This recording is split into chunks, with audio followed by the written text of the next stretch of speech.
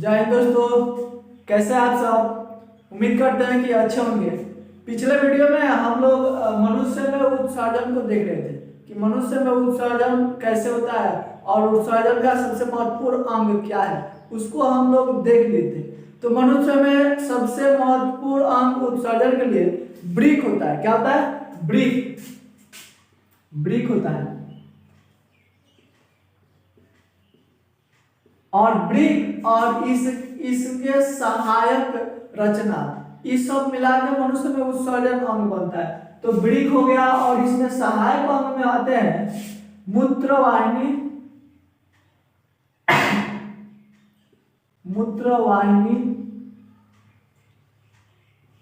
मूत्राशय और मूत्रमार्ग।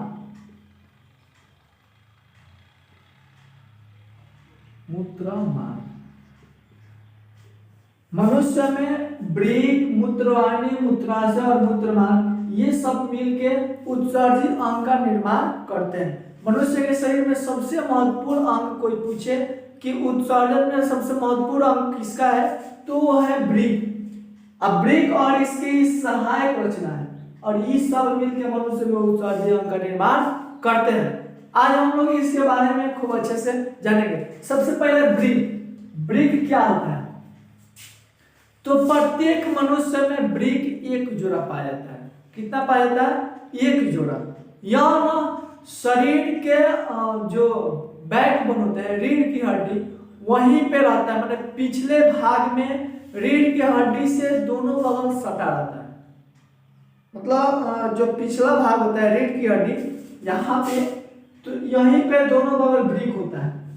जो दाएं वाला ब्रीक होता है और बाएं वाला ब्रीक, तो दाएं वाला ब्रीक की अपेक्षा बाएं वाला ब्रीक थोड़ा सा ऊपर होता है। ठीक है, मनुष्य के ब्रीक जो दाएं वाला होता है वो बाएं वाला के थोड़ा नीचे होता है और दाएं वाला से बाएं वाला थोड़ा सा ऊपर होता है। इसके अलावा यह भूरे लाल रंग का होता है। कैसा होता है? भूरे लाल रंग का जो ब्रीक होता है, यह भूरा लाल रंग का होता है। और दो जोड़ा पाया जाता है, एक जोड़ा पाया जाता है। इसके अलावा यह जो होता है ना, सेब के बीज के आकार का होता है। सेब के बीज के आकार का। तो ब्रीक होगा सेब के बीज के आकार का, भूरे लाल रंग का, एक जोड़ा। और जो ब्रीक होता है ना, उसका लंबाई होता है, तो ब्रीक के लंबाई होते हैं 10 सेंटीमीटर। ब्रीक के लंबाई 10 सेंटीमीटर लंबाई, 10 सेंटीमीटर। इसके बाद से आता है चौड़ाई जो होता है वो होता है 5 से 6 सेंटीमीटर। और आता है ऊंचाई, मोटाई होता है 2.5 से 4 सेंटीमीटर।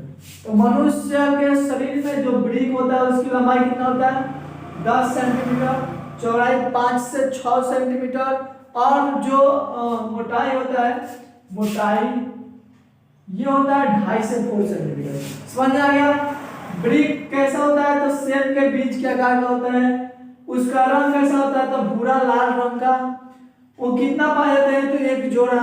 उसकी लंबाई कितनी होती है? तो 10 सेंटीमीटर। चौड़ाई कितनी होती है? 5 से 6 सेंटीमीटर। और मोटाई कितनी होती है? 2.5 से 4 सेंटीमीटर। ठीक है, समझ में आएगा ब्रीक के। अब देखिए, इसमें दो भाग पाए जाते हैं, एक बाहरी भाग, एक भीतरी भाग। ब्रीक में दो भाग, एक बाहरी भाग, एक भीतरी भाग। तो जो भीतरी भाग होते हैं उस भाग को हम लोग हाइलम कहते हैं। ब्रीक का जो भीतरी भाग होता है, ब्रीक का भीतरी भाग, इस भाग को हम लोग हाइलम कहते हैं। क्या कहते हैं? हाइलम। समझ आ गया?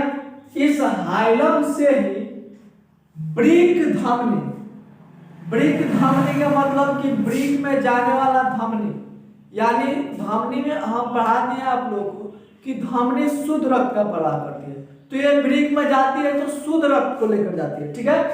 तो यहीं से ब्रिक धमनी प्रवेश करती है, माने ब्रिक धमनी यहीं से जाएगी हाइलम से, ठीक है, ब्रिक धमनी, और यहीं से निकलेगी कौन, ब्रिक शिरा, ब्रिक धमनी और ब्रिक शिरा। तो कोई हमसे पूछेगा कि बताइए कि ब्रिक धमनी ब्रिक के किस भाग में जाती है, चाहे किस भाग से गुजरती है, तो हम लोग कहेंगे कि भीतरी भाग या हाइलम, भीतरी भाग या हाइलम। अगर कोई पूछे कि ब्रिक यहाँ पे शिरा, सॉरी यहाँ पे शिरा रहेगा, ब्रिक शिरा कहां से निकलती है, ब्रिक के किस भाग से निकलती है, तो हाइलम से ही निकलती है। समझ में आ गया आप लोगों को, समझ में आ गया ब्रिक धमनी और ब्रिक शिरा दोनों के बारे में समझ में आ गया। तो ब्रिक के बारे में हम लोग जान गए कि ब्रिक सेल के बीच का कार्य होता है, भूरा लाल रंग का होता है, एक जोड़ा होता है, लंबाई 10 सेंटीमीटर, चौड़ाई 5 से 6 सेंटीमीटर, मोटाई 2.5 से 4 सेंटीमीटर। ब्रिक में दो भाग पाए जाते हैं, एक भाग होता है बाहरी भाग, बाहरी भाग, और दूसरा भाग होता है भीतरी भाग। भीतरी भाग को ही हाइलम कहते हैं, भीतरी भाग में हाइलम, इसी को हाइलम कहते हैं। इसमें से ब्रिक धमनी आएगा, ब्रिक शिरा निकलेगा। समझ आ गया। तो ब्रिक हमारा खत्म। अब हम लोग पढ़ेंगे मूत्रवाहिनी। किसको पढ़ेंगे, मूत्रवाहिनी। ब्रिक हमारा समाप्त, मूत्रवाहिनी को देखेंगे। तो मूत्रवाहिनी एक नली है जो मूत्र को ले जाने का काम करती है। मूत्रवाहिनी एक नली है। अब देखिए बाबू, ये जो हाइलम होता है, ब्रिक के भीतरी भाग जो हाइलम होता है, इसी हाइलम से मूत्रवाहिनी भी निकलती है। इसी हाइलम से मूत्रवाहिनी निकलती है। और यह क्या करता है कि ब्रिक जो अपशिष्ट पदार्थ को छाने रहता है, ठीक है, वो इस हाइलम के द्वारा ही मूत्राशय में आ जाता है। कहाँ पे आ जाता है, मूत्राशय में। तब मूत्रवाहिनी एक नली है और यह हाइलम से निकलती है, जो मूत्र को ले जाने का काम करती है, मूत्र को ब्रिक से ले जाने का काम करती है। समझ आ गया। और लेके कहाँ आएगी, तो यहाँ पे एक टंकी जैसी रचना होती है, यहीं पे लेके आएगी। इस टंकिया को हम लोग कहते हैं मूत्राशय। क्या कहते हैं, मूत्राशय। और यहीं पे लाएगी कौन, मूत्रवाहिनी, और यहाँ पे लाके इकट्ठा कर देगी। समझ आ गया। मूत्राशय जो होता है वहाँ एक नाशपाती के जैसा होता है। नाशपाती जो मतलब बीच में जिसका खोखला होता है, ठीक है, बीच में खोखला है, फूला, एक फूली प्रकार की रचना है। यहाँ पे आएगा और मूत्रवाहिनी से मूत्र आके यहीं पे इकट्ठा हो जाएगा। जो समय समय पर क्या होता है कि मूत्र मार्ग द्वारा बाहर निकाल दिया जाता है। जब ये फूल हो जाएगा तो इसको मूत्र मार्ग द्वारा बाहर निकाल देंगे। समझ आ गया इतना सब। तो ब्रिक समझ में आ गया, मूत्रवाहिनी समझ। मूत्रवाहिनी एक नली है जो ब्रिक्स के हाइलम से निकलती है और यहाँ मूत्र को लाके मूत्राशय में इकट्ठा करती है। मूत्राशय एक नाशपाती के जैसा होता है जो मूत्र को इकट्ठा रखता है और मूत्र मार्ग मूत्राशय में इकट्ठे मूत्र को समय समय पर बाहर निकालता है। समझ में आ गया। अब हम लोग पढ़ेंगे ब्रिक के आंतरिक संरचना। ब्रिक के मतलब अंदर का संरचना कैसे होता है। जैसे ब्रिक को आधा काट देंगे तो ब्रिक के जो अंदर का संरचना होता है वे कैसे होते हैं, उसको हम लोग जानेंगे।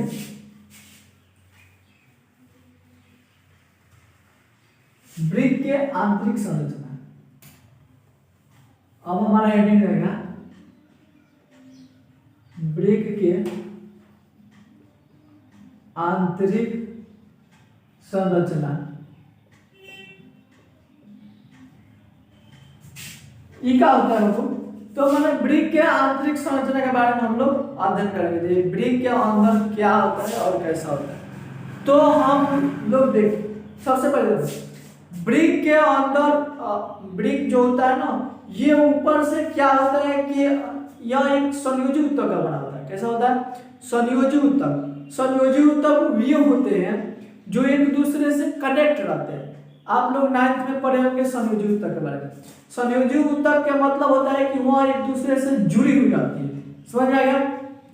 और ये जो होता है संयोजी उत्तक का बना होता है। और अरेखित पेशी, अरेखित पेशी, ध्यान से बाबू, ये अरेखित पेशी क्या है? संयोजी उत्तक का बना होता है और अरेखित पेशियों का बना होता है। अरेखित पेशी, ध्यान दीजिए, इसका एक दूसरा नाम होता है अनैच्छिक पेशी। अनैच्छिक पेशी, इसके मतलब हुआ कि ये जो होते हैं ना संयोजी उत्तक, वे अरेखित पेशी उत्तक के बने होते हैं या अनैच्छिक पेशी उत्तक। अनैच्छिक का मतलब हुआ कि यह हमारे इच्छा के अनुसार काम नहीं करेगा। पेशी दो होता है, 3 होता है, एगो अनैच्छिक, एगो ऐच्छिक, एगो हृदय पेशी। तो अनैच्छिक होता है कि हम इंसान के बस में रह के काम नहीं करेंगे, मतलब ये हमारे बस में रह के काम नहीं करता है। किसका? तो वृक्क का।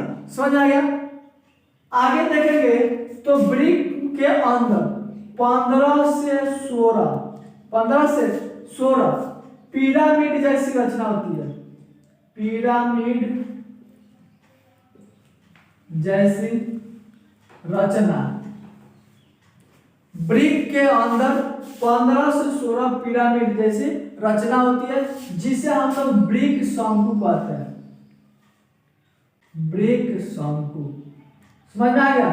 वृक्क के अंदर 15 से 16 पिरामिड जैसी रचना होती है, जिसे हम लोग क्या कहते हैं?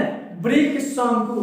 इसके अलावा वृक्क के अंदर अत्यंत शाखित सूक्ष्म लंबी नलिका होती है। अब क्या? अत्यंत शाखित सूक्ष्म लंबी नलिका होती है, जिस नलिका को हम लोग कहते हैं वृक्क नलिका।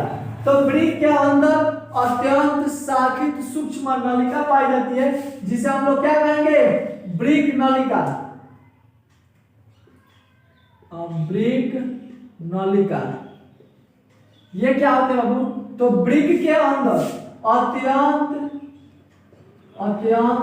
शाखित कमा सूक्ष्म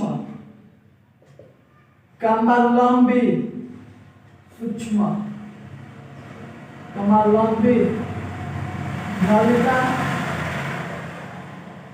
वृक्क नलिका क्या है?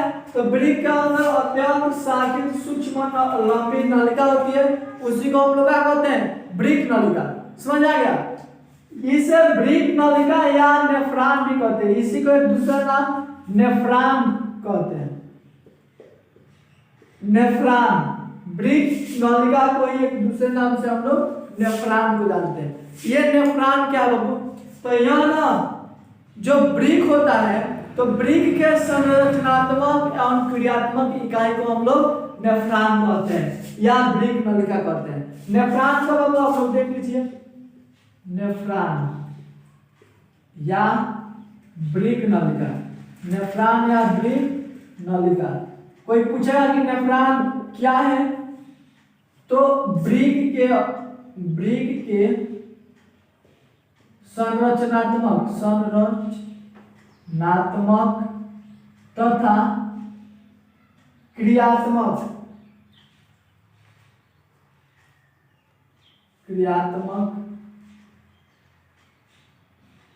इकाई को नेफ्रॉन कहते हैं।